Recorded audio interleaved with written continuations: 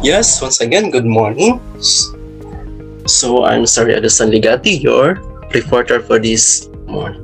So, my topic is all about the Batas Pabansa bilang 2032, other known as Educational Act of 1982.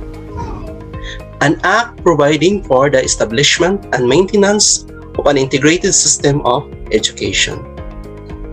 So, I have rationale of the law. Establish and maintain integrated system of education. Govern both formal and non-formal system in public and private school in all levels of the educational system. And contribute to the achievement of the national development goals. When we talk about national development goals, we have here the economic, educational, and social progress, maximum participation of the people, national unity and consciousness, and promulgation of cultural, moral, and spiritual values in changing world. Next slide is the state shall promote the individual rights. This law focuses the individuality, the sex, the age, creed, socio-economic, physical, and mental condition, racial or ethical origin, political or other affiliation, and also the customs, tradition, interests, and beliefs. Okay. Next one is objectives of educational system. Okay. So we have an objective of educational system. The first is general education necessary for daily living. Second, middle level skills for national development. Third one, leadership in the advancement of knowledge. The fourth one is respond to change through educational planning and evaluation. Next is, then this is our duties of the educational system. Number one, teach love of country and citizenship. Number two, develop moral character and personal discipline. And develop scientific, technological, and vocational efficiency. Educational system and rural development. The educational system reaches out to remote communities and educate them for more meaningful citizenship. And then we have the members of educational community. So parents, students, and then we have teaching or academic staff.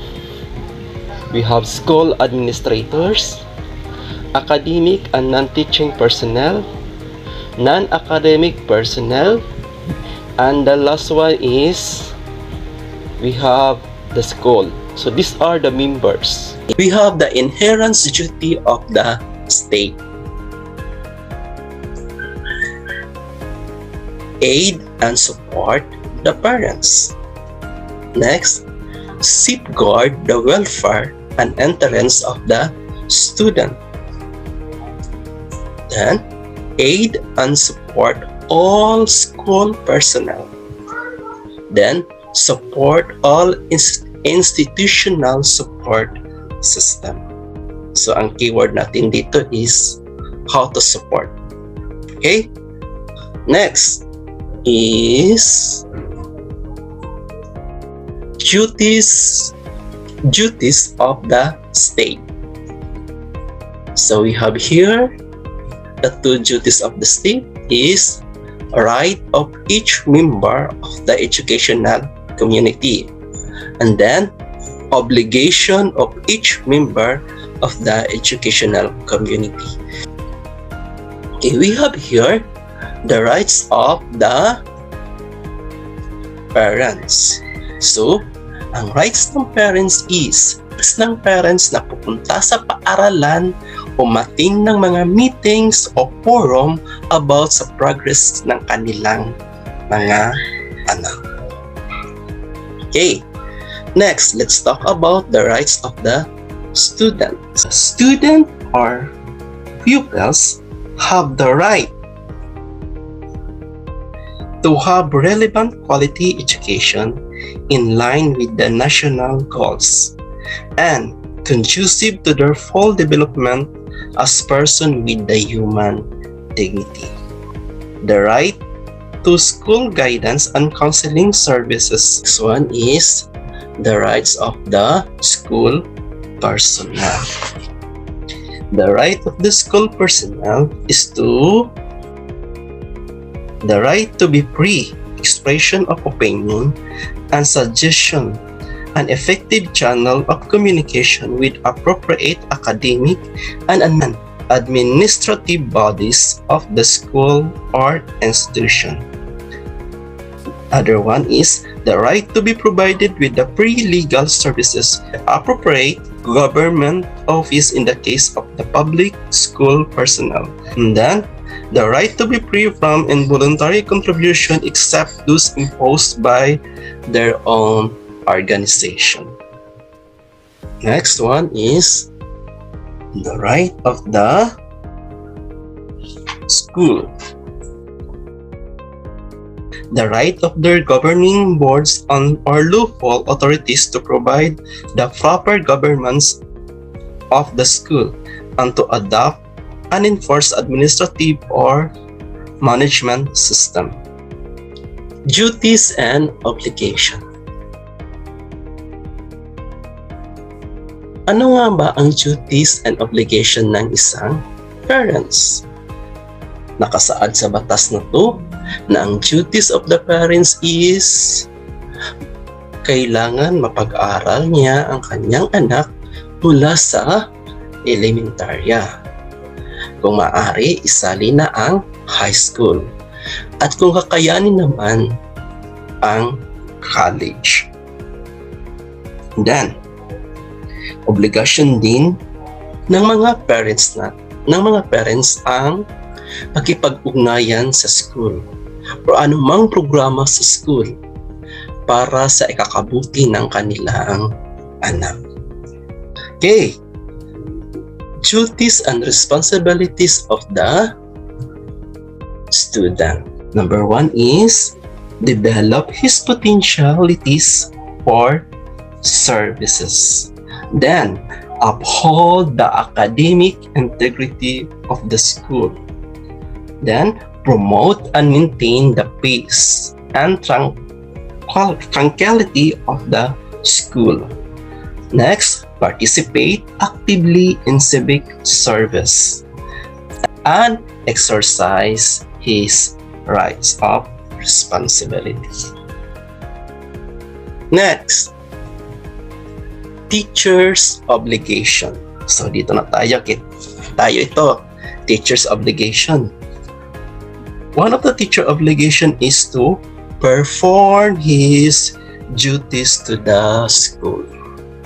Accountable for the efficient and effective attainment. Render regular reports on performance of each student and then maintain and sustain his professional growth. Then participate as an agent of constructive, social, economic, moral, intellectual, cultural, and political change. How about the school administrator obligation? The first one is perform his duties to the school. Second, be accountable for the efficient and effective administration. Next, develop and maintain a healthy school atmosphere. And then, assume and maintain professional behavior. Then, render adequate reports for teachers, academic, non-teaching personnel, and non-academic staff. Then, observe due process. And the last one is maintain adequate reports and submit required report to the Ministry of the Education. The next one is obligation of academic and non-teaching personnel. We have number 1, improve himself professionally. Number 2, promote and maintain a professional attitude towards his work. And the last one is promote and maintain an atmosphere conducive to service and learning. The educational system. Formal education, we have elementary, secondary, and tertiary. And elementary, we have an objectives. The first objective is to provide the knowledge and develop the skills, attitudes, and values. The second one is provide learning experience. Then, promote and intensify the child knowledge. And then we have a secondary is to continue to promote to the objectives of elementary education. And for the tertiary is to provide a general education program required for national development, provide leadership for the nation, advance knowledge through research, work, and apply new. We have the non-formal education and specialized educational services. When you see specialized educational services, let's talk about the work education or practical arts. Second one, special education. Third one, non-formal education. Okay. Ano yung objective ng tatlong ito? The objective is... So the first is to eradicate literacy. Next, to provide unemployed and underemployed youth and adults. And the number 3 is to develop among the clientele of non-formal education. So these are the objectives of non-formal education. And then we have an establishment of school. Establishment of withdrawal and providing for the related matters. So we have the definition of terms, the school, public school, and private school. When you see school, refers to the established institution. And public school, these are the school administered by the government. While the private school, these are school administered by private individuals or groups. Okay, next one is we have the recognition. When you say recognition of the school, when you say recognition of the school, ibig sabihin nito, dapat yung mga school na ating pinapasukan recognized by the government. Next, effect of the recognition and punishable violation. Violation for those school na hindi talaga recognized ng ating gobyerno. Then, voluntary accreditation. For those institutions which desire to meet a standard of quality over and above minimum required for the state recognition. So that is the voluntary accreditation. Internal organization of school. So we have the organization of the school. Next is